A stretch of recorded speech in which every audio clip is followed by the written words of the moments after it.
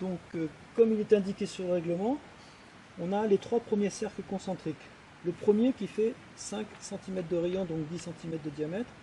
Celui-là, ce sera la zone où le pilote marquera 0 point.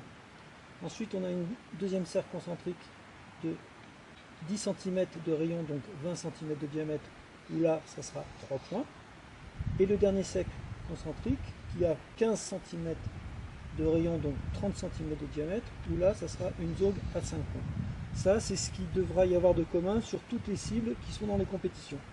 Ensuite, ceux qui peuvent, ils continuent les cercles concentriques distants de 5 cm à 5 cm, ou sinon plus importants, et là on verra tout à l'heure comment on fera la mesure. Donc si le pilote arrive avec la pointe de pied par exemple, le règlement dit on mesure le premier point de contact. Si le premier point de contact c'est la pointe de pied et qu'elle touche la zone des zéros, que ce soit au centre, sur le côté ou vraiment à la limite, là le pilote il marque 0 points.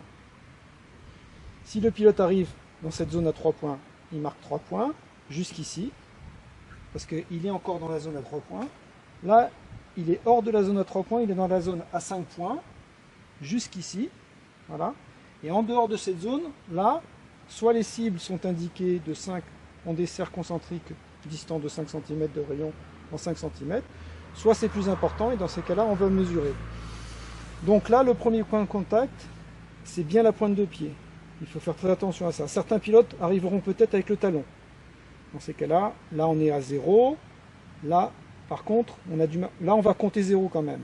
Par contre, dès qu'on sort, dès que le juge arrive à déterminer que le premier point de contact est en dehors de la zone de 0, là on est à 3 points, 5 points, et après on mesurera. Par contre, la difficulté après, ça va être de distinguer pour les pilotes qui vont arriver le pied à plat.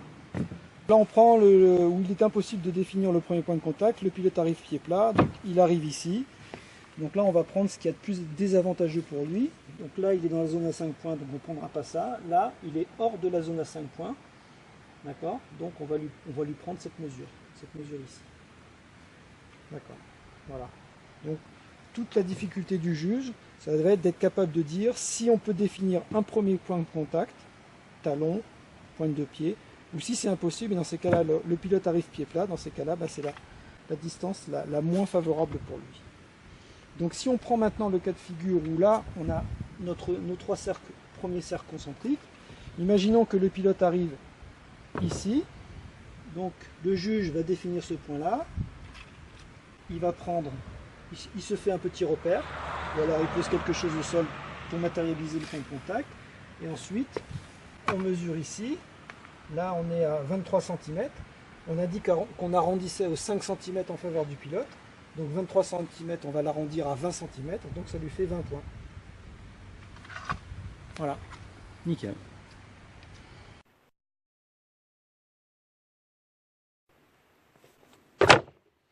Dans ce cas de figure, le pied droit a touché avant le pied gauche, mais le pied droit est à plat. Donc dans ces cas-là, on va prendre le talon du pied droit. On va mesurer à cet endroit-là. Toujours de la même manière.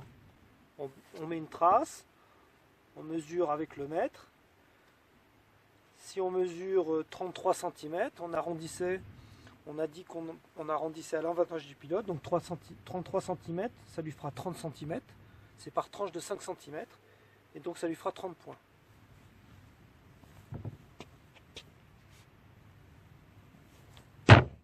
Là, les deux pieds simultanément, impossible de déterminer quel pied à poser avant l'autre. Donc, cas de figure, on prend ce qui est le plus défavorable pour le pilote, c'est-à-dire le talon du pied gauche.